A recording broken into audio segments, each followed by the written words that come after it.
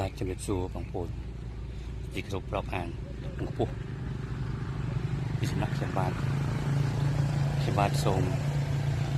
ជំរាបជូនបងប្អូនថានៅរដូវនេះដូវចូលស្រូវចំដួលអញ្ចឹងក្រោយពីចូលចំដួលរួច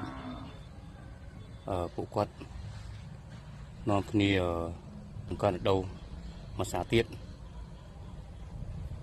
ដោយសារតាមពិតទៅស្រូវអត់សូវមានហៅថាតម្លៃខ្ពស់ប៉ុន្មានទេតែពួកគាត់ព្យាយាមនឹងធ្វើទៀតដោយសារយើងអត់មានមុខរបរអ្វីក្រៅពីធ្វើកសិកម្មបាទធ្វើស្រូវ OM ហើយតម្លៃស្រូវដែលខ្ញុំដឹងឥឡូវហ្នឹងដូចជា650តម្លៃនៅថេរហូតអត់ចុះអត់ឡើងអញ្ចឹងបើគិតផលចំណាយទាំងធ្វើនេះជួលទាំងអស់បងប្អូនមិនមែនមានឧបករណ៍ខ្លួនឯងទេទាំងជួលទាំងរស់ទាំងព្រោះហើយនឹងច្រូត